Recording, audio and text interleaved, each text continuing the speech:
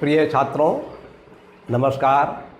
हमने आपको ये बतलाया था कि जब हम शुद्ध साधारण भिन्नों को आरोही क्रम में या अवरोही क्रम में लिखना चाहते हैं, यह हम ये मालूम करना चाहते हैं कि दी गई भिन्नों में कौन सी भिन्न सबसे अधिक बड़ी है और कौन सी भिन्न सबसे छोटी है, तो ये प्रॉब्लम्स को हम भली प्रकार से हल कर सकें, इसके लिए हमने सभी भिन्नों को 5 भागों में बांटा था। एक सबसे पहले टाइप की भिन्न वे होती हैं जिसमें अंश का मान तो बराबर होता है लेकिन हर के मान जो होते हैं अलग अलग होते हैं। दूसरी प्रकार की भिन्न आपको हमने भी बतलाई थी जिनमें हर का मान बराबर होता है लेकिन अंश का मान जो है वह अलग अलग होता है। और तीसरे प्रकार की हमने आपको भिन्न बतलाई थी। तीसरे प्रकार का वर्गीकरण जो किया था उसमें हमने ये बतलाया था कि कुछ भिन्नें ऐसी होती हैं जिनके अंश के मान और हर के मान में अंतर बराबर होता है। एक बात आपको बार बार मैं कह रहा हूँ, इस बात को आप विशेष ध्यान रखना कि जितने भी नियम मैं आपको बतला रहा हूँ ये प्रॉपर फ्रैक्शंस के बारे में बतला रहा हूँ, शुद्ध भिन्नों के बारे में बतला रहा हूँ। शुद्ध भिन्नें या प्रॉपर फ्रैक्शंस वे होती हैं जिनमें अंश के मान कम होता है, हर का मान ज़्यादा होता है। यदि कोई भी प्रॉपर फ्रैक्शंस नहीं है तो उसमें मेरे बताए हुए नियम कोई भी लागू नहीं होंगे, वहाँ पर नियम सब पलट जाएंगे। तो देखिए, ऐसा है कि जो आज का हमारा टॉपिक है वो ये है कि हम ऐसी आंशिक भिन्नों पर विचार कर रहे हैं जिसके में हर के मान और हर अंश के मान में अंतर बराबर है। इसको आप ऐसे समझिए, जैसे मान लीजिए आपका ये लिखा है 5/7 और ये लिखा है 6/8, तो एक भिन्न हमारी ये है और एक भिन्न ये है। इसमें हर का मान जो है अंश के मान से 2 अधिक है और इसमें भी हर का मान जो है अंश के मान से 2 अधिक है। और एक हमारा लिखा 11/13, इसमें भी हर का मान जो है वो अंश के मान से 2 अधिक है। कहने का तात्पर्य यह है कि यहाँ पर अंश के मान और हर के मान में इन तीनों भिन्नों में समान अंतर है। तो हम ये देखना चाहते हैं कि इनमें कौन सी भिन्न बड़ी होगी और कौन सी भिन्न छोटी होगी, या इन्हें हम आरोही क्रम में लिखें या अवरोही क्रम में लिखें, तो इसमें कौन सी भिन्न पहले लिखना चाहिए और कौन सी भिन्न बाद में लिखना चाहिए। तो वैसे तो जैसे कि आप इसको 2-3 प्रकार से कर सकते हैं। एक, इन सब का भिन्नों का डेसिमल बनाइए, दशमलव भिन्न में परिवर्तित कीजिए, उसके बाद निर्णय कीजिए। एक, इसके हरों का एलसीएम लेकर उसके अंश को कैलकुलेशन करके जो हर को बराबर करके और उसको सेटिस्फाई करा के कर लेते हैं, उस तरह से कर लीजिए। लेकिन उन विधियों में मेहनत ज़्यादा पड़ती है और प्रतियोगी परीक्षाओं में इतना समय नहीं होता है छात्र के पास कि इस प्रकार की प्रक्रिया कर सके। इसलिए आपको हम इसकी सरल और सुगम विधि बता रहे हैं जिससे आपको निर्णय करने में आसानी रहे। अब ये नियम जो है, इस नियम का सत्यापन भी मैं आपको थोड़ा सा समझाऊंगा। देखिए, ऐसा है कि इस प्रकार की भिन्नों में वह भिन्न छोटी होती है जिसका अंश छोटा होता है और वह भिन्न बड़ी होती है जिसका अंश बड़ा होता है। देखिए, जैसे मान लीजिए हमारी ये लिखी है 4/7 और 7/10, तो इसमें हर जो है हमारा 7 है, अंश हमारा 4 है, तो 7 - 4 = 3, और यहाँ पर अंश जो है 7 है और हर जो है 10 है, तो 10 - 3 10 - 7 = 3। तो यहाँ पर हम देखते हैं कि जो अंश में और हर में राशियाँ हैं दोनों भिन्नों में, उनमें अंतर बराबर है।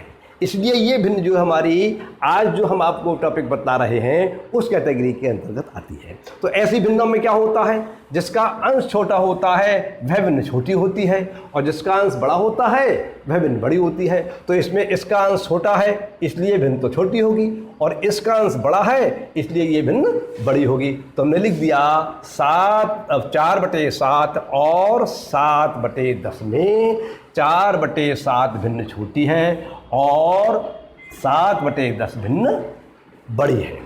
अब आप देखिए, ये हमारे पास 1, 2, 3, 4 भिन्नें हैं। एक पहली भिन्न है हमारी 3/5, दूसरी 17/19, तीसरी 7/9, फिर 11/13। अब हम देखते हैं इसमें हर जो है वो अंश से 2 बड़ा है, इसमें भी हर जो है वो अंश से 2 बड़ा है, इसमें भी हर जो है अंश से 2 बड़ा है, और इसमें भी हर जो है अंश से 2 बड़ा है। इसका मतलब ये हुआ कि जो हमारी अंश भिन्न है वह हमारी उसी कैटेगरी के अंतर्गत आ जाती हैं जिस कैटेगरी का हम आज अध्ययन कर रहे हैं। अब ऐसी भिन्नों में हमने आपको बतलाया था कि सबसे छोटी भिन्न वो होती है जिसका अंश छोटा होता है। तो इसमें सबसे कम अंश जो है इस भिन्न का है, इसलिए सबसे छोटी भिन्न तो ये होगी। उससे बड़ी अंश जो है वो इस भिन्न का है, इसलिए उससे बड़ी भिन्न ये होगी। और उससे बड़ा अंश जो है वो इस भिन्न का है, इसलिए उससे बड़ी भिन्न ये होगी। और सबसे बड़ा अंश इस भिन्न का है, इसलिए सबसे बड़ी भिन्न ये होगी। अब यदि इस भिन्नों को हम आरोही क्रम में लिखना चाहते हैं, आरोही क्रम में लिखने का मतलब ये है कि हम इसे सबसे छोटी भिन्न पहले लिखेंगे, उससे बड़ी बाद में लिखेंगे, उससे बड़ी और बाद में लिखेंगे, और उससे बड़ी उसके बाद में लिखेंगे। तो इस प्रकार से इन भिन्नों को जब आरोही क्रम में लिखा जाएगा तो 3/5 पहले लिखेंगे, 17/19 वो 7/9 उसके बाद लिखेंगे, उसके बाद 11/13 लिखेंगे, और उसके बाद 17/19 लिखेंगे। ये आपकी दी गई भिन्न जो है वो आरोही क्रम में लिख दी गई है। यदि आप इन्हें अवरोही क्रम में लिखना चाहते हैं तो इसको पहले लिखना पड़ेगा, फिर उसके बाद इसको लिखना पड़ेगा, फिर उसके बाद इसको लिखना पड़ेगा, फिर उसके बाद इसको लिखना पड़ेगा। अब आप दूसरा उदाहरण देखिए, इसमें भी 4 भिन्न हैं, 1 2 3 4। पहली वाली भिन्न है 13/17, दूसरी भिन्न है 11/15, तीसरी भिन्न है 31/35, और ये है 19/23। इसमें अंश और हर में जो है वो 4 का अंतर है, इसमें हर और अंश में भी 4 का अंतर है, इसमें भी 4 का अंतर है, इसमें भी 4 का अंतर है। इसलिए ये भिन्नें भी जो हैं वो आज के टॉपिक के अंतर्गत आती हैं, उसी कैटेगरी की हैं जिस कैटेगरी की भिन्नों को हम बड़ा छोटा छांटना आपको आज बतला रहे हैं। तो इसमें सबसे बड़ी भिन्न कौन सी होगी? सबसे बड़ी भिन्न होगी आपकी ये वाली, क्योंकि ये भिन्न जो है वह हमारी सबसे बड़ी होगी, क्योंकि इसमें अंश का मान सबसे बड़ा है। इसलिए अगर हम इसे अवरोही क्रम में लिखना चाहते हैं तो सबसे बड़ी भिन्न को पहले लिखेंगे, तो नंबर 1 पर तो ये वाली भिन्न लिखी जाएगी। उससे छोटा अंश जो है वो इस भिन्न का है, इसलिए नंबर 2 पर ये लिखी जाएगी। उससे छोटा अंश जो है वह इस भिन्न का है, इसलिए नंबर 3 पर ये भिन्न लिखी जाएगी। और उससे भी छोटा अंश जो है वह इस भिन्न का है, इसलिए नंबर 4 पर ये लिखी जाएगी। अब यदि इन्हें हम अवरोही क्रम में लिखेंगे तो इस प्रकार से लिखेंगे 11/35, 19/23, 13/17 और 11/15। इस प्रकार से ये हो गया। आपको कैलकुलेशन करने की कोई आवश्यकता नहीं है, आप बस ये नियम याद रखिए कि यदि हर का मान और अंश का मान जो है उसमें जो अंतर है वो प्रत्येक भिन्न में बराबर है, तो सबसे बड़ी भिन्न वो होगी जिसका अंश अधिक है, और सबसे छोटी भिन्न वो होगी जिसका अंश छोटा है। ये क्यों होता है ये भी मैं आपको समझाऊंगा, पहले मैं आपको ये एग्जाम्पल समझा दूँ उसके बाद में। अब इसमें भी हमारे पास 4 भिन्नें हैं। एक हमारे पास है भिन्न 13/15, एक 7/12, एक 31/36, एक 24/29। इन दोनों में अंतर 5 का है अंश और हर के मान में। इसके अंश और हर के मान में अंतर 5 का है, इसके अंश और हर के मान में अंतर 5 का है, इसका हर अंश से 5 बड़ा है, मतलब अंतर 5 का है। तो ये भिन्नें भी हमारी उसी कैटेगरी के अंतर्गत आती हैं जिस कैटेगरी की भिन्नों की बात हम आज कर रहे हैं। अब इसमें हम आरोही क्रम में लिखेंगे, तो आरोही क्रम में लिखने हमने इसमें आरोही क्रम में लिखा है ना, इसलिए आरोही क्रम में बता रहे हैं। आपका मन है आप अवरोही क्रम में लिखिए, आपका मन है आप आरोही क्रम में लिख लिए, और परीक्षा में तो आपको उसी क्रम में लिखनी पड़ेगी जिस क्रम में आपसे लिखवाया जाएगा। तो देखिए, हम चूंकि इसको आरोही क्रम में लिख रहे हैं इसलिए सबसे छोटी भिन्न जो है सबसे पहले लिखेंगे। अंश जो है इस भिन्न का सबसे कम है, इसलिए सबसे पहले नंबर 1 पर ये लिखी जाएगी। उससे बड़ा अंश इस भिन्न का है, इसलिए नंबर 2 पर ये भिन्न लिखी जाएगी। उससे बड़ा अंश इस भिन्न का है, इसलिए नंबर 3 पर ये वाली भिन्न लिखी जाएगी। और उससे भी बड़ा अंश जो है वो इस भिन्न का है, इसलिए नंबर 4 पर ये लिखी जाएगी। तो ये जब आरोही क्रम में लिखेंगे तो ये क्रम होगा हमारा 7/12, 13/18, 24/29 और 31/36 ये हमारे आरोही क्रम में लिख गया। यदि आप अवरोही क्रम में लिखना चाहेंगे तो उसे उल्टे क्रम में लिखना पड़ेगा। सबसे पहले ये लिखेंगे, उसके बाद ये लिखेंगे, उसके बाद ये लिखेंगे, उसके बाद ये लिखेंगे। अब हमारा अगला प्रश्न है, इसमें भी हमारी चार ही भिन्न हैं। एक हमारी 23/25, 7/9, 17/19 और 21/23। इन भिन्नों के हर जो है वह अंश से प्रत्येक में 2-2 बड़े हैं। मतलब इसमें भी 2 का अंतर है, इसमें भी 2 का अंतर है, इसमें भी 2 का अंतर है और इसमें भी 2 का अंतर है। और ये हमारी सभी जो है वो प्रॉपर फ्रैक्शंस हैं। प्रॉपर फ्रैक्शंस इसलिए हैं क्योंकि प्रत्येक भिन्न का अंश जो है वह हर के मान से छोटा है। तो इसलिए आज जो नियम है वही नियम इसमें लगेगा। इसमें हम अवरोही क्रम में लिखना चाहते हैं मान लीजिए, क्योंकि अवरोही क्रम में हमने यहाँ पर लिखा है ना, इसलिए हम लिख रहे हैं। आपका मन है आप आरोही क्रम में लिखिए, हम अवरोही क्रम में लिखना चाह रहे हैं तो सबसे बड़ी भिन्न जो है हमें पहले लिखनी पड़ेगी। इसमें सबसे बड़ी भिन्न पहले वो होगी जिसका अंश सबसे अधिक होगा। इसका अंश सबसे अधिक है इसलिए नंबर 1 पर ये वाली भिन्न लिखी जाएगी। उससे कम अंश छोटा अंश जो है 21 है इसलिए नंबर 2 पर ये वाली भिन्न लिखी जाएगी। और 21 से छोटा अंश जो है वह 17 है इसका, इसलिए नंबर 3 पर ये लिखी जाएगी।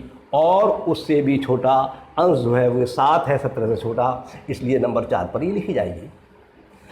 तो जब हम इन भिन्नों को अवरोही क्रम में लिखेंगे तो हम लिखेंगे 23/25, 21/23, 17/19 और 7/9। ये हमारी अवरोही क्रम में लिख गई। यदि मैंने आरोही क्रम में लिखना चाहते हैं तो नंबर 1 पर ये लिखी जाएगी, नंबर 2 पर ये लिखी जाएगी, नंबर 3 पर ये लिखी जाएगी, नंबर 4 पर ये लिखी जाएगी। क्लियर? तो इस प्रकार से यदि आपको दी गई भिन्न नंबर 1 प्रॉपर फ्रैक्शंस हैं, शुद्ध भिन्न हैं, नंबर 2 हर का मान अंश के मान से प्रत्येक भिन्नों में जो अंतर है वो बराबर है, तब हम ये देखते हैं कि कौन सी भिन्न का अंश छोटा है और कौन सी भिन्न का अंश बड़ा है। जिस भिन्न का अंश छोटा होता है वह भिन्न छोटी होती है, उससे बड़ी वो भिन्न होगी जिसका अंश उससे बड़ा होगा, उससे बड़ी भिन्न वो होगी जिसका अंश उससे बड़ा होगा, और इसी क्रम में चलता रहता है। अब हो सकता है आप ये नियम भूल जाएं, और आप भूल जाए ना भूल जाए ये बात तो अलग है, लेकिन आपको ये भी मालूम होना चाहिए कि इसका फैसला कैसे हुआ। तो वो आपको हम 1-2 उदाहरण देकर समझा दे रहे हैं जिससे कि आपकी तर्क शक्ति थोड़ी बढ़े, आपको समझ में आने लगे। देखिए ये हमारा लिखा है 3/5 और ये लिखा है हमारा 7/9। ये 2 भिन्न लिखी हुई हैं। तो इसमें हम देखते हैं कि दोनों प्रॉपर हैं। फिर हम देखते हैं इन दोनों भिन्नों में 2 का अंतर है और इन दोनों भिन्नों में 2 का अंतर है। तो जो नियम बतलाया था हमने आपको अभी, उस नियम के हिसाब से तो ये छोटी होगी, ये बड़ी होगी। अब आपको हम ये समझाने का प्रयास कर रहे हैं ऐसा क्यों होता है। 3/5 के स्थान पर आप लिख लीजिए 5 - 2/5 और इसके स्थान पर लिख लीजिए आप 9 - 2/9, क्योंकि 3 के स्थान पर हम लिख सकते हैं 5 - 2, तो अंश में तो हमने 3 के स्थान पर लिख लिया 5 - 2 और हर में 5 के स्थान पर 5 ही रहने दिया।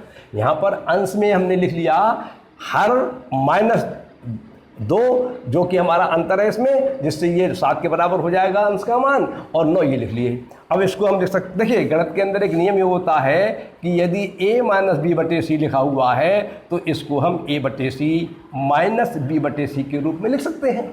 तो इसी नियम के आधार पर इसको हम लिख सकते हैं 5/5 - 2/5 और इसको लिख सकते हैं हम 9/9 - 2/9।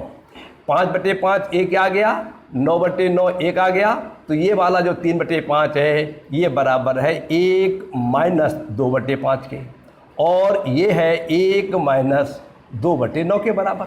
अब 1 में से हम 2/5 घटा रहे हैं यहाँ पर, तब हमें ये प्राप्त हो रहा है, और 1 में से 2/5 घटा रहे हैं तब ये प्राप्त हो रहा है, और 1 में से जब 2/9 घटा रहे हैं तो हमें ये प्राप्त हो रहा है। और सबसे पहले वीडियो में आपको हमने बताया था, जब अंश का मान बराबर होता है तो वह भिन्न छोटी होती है जिसका हर जो है वो बड़ा होता है। तो अब 2/5 में और 2/9 में ये भिन्न छोटी है और ये बड़ी है, छोटी और बड़ी। तो इसका मतलब ये हुआ यहाँ पर हमें 1 में से बड़ी संख्या घटानी पड़ रही है और यहाँ पर हमें 1 में से छोटी संख्या घटानी पड़ रही है। तो जब हम 1 में से बड़ी संख्या घटाएंगे तो जो शेष प्राप्त होगा वो छोटा होगा, और यदि हम 1 में से छोटी संख्या घटाएंगे तो जो फल प्राप्त होगा वो ज़्यादा प्राप्त होगा। इसलिए इसका मतलब ये हुआ ये बड़ी है, ये छोटी है। जैसे मान लीजिए कि आप 15 में से 3 घटाइए और 15 में से आप 7 घटाइए, तो आप जब 15 में से 3 घटा रहे होंगे तो आपको 12 प्राप्त हो रहे होंगे, 15 में से 7 घटा रहे होंगे तो आपको प्राप्त होंगे 8। मतलब 15 में से आपने एक बार तो 3 घटाई, एक बार आपने 7 घटाई, तो जब आपने छोटी संख्या घटाई तो आपको फल बड़ा प्राप्त हुआ, और बड़ी संख्या घटाई तो फल छोटा प्राप्त हुआ। तो इसी प्रकार से आप यहाँ समझिए 1 माइनस ये कैसी संख्या है, छोटी, और 1 माइनस ये कैसी है, बड़ी। तो 1 में से आपने बड़ी संख्या घटाई तो आपको फल छोटा प्राप्त होगा, 1 में से आपने छोटी संख्या घटाई तो ये बड़ी संख्या प्राप्त होगी। तो इसका मतलब ये हुआ कि इसी प्रकार से आप किसी का भी फैसला कर सकते हैं। समझने के लिए अगर आप भूल जाएं तो इसका विचार कर लीजिए, इस प्रकार से आपको याद रहेगा। आपको नियम तो रटे होना चाहिए, लेकिन नियम रखते समय उनको पहले अगर विचार कर लिया जाए कि नियम कैसे बना है, इसका क्या मतलब है, तो याद रहने में सुगमता हो जाती है। और हर एक प्रश्न को, हर एक नियम को आप उस तरह से याद कीजिए जिस तरह से याद करने का आपका अपना स्वभाव है। हर एक आदमी की, हर एक व्यक्ति की नेचर अलग अलग होती है। अपनी नेचर के हिसाब से उस सवाल को, उस नियम को सेट कीजिए, फिर आप उस नियम को कभी नहीं भूलेंगे। बस समय समय पर उसका आप प्रयोग करते रहिए। यदि आप प्रयोग नहीं करेंगे तभी आपको वो नियम याद नहीं रहेगा। कभी यदि इस प्रकार के प्रश्न आते हैं तो आप फिर उसी प्रकार से करें जो नियम आपको मालूम है। यदि आप उससे नहीं करेंगे तो फिर आपको नियम याद नहीं होंगे। आज की बात मैं पूरी करता हूँ, समाप्त करता हूँ। नमस्कार, धन्यवाद।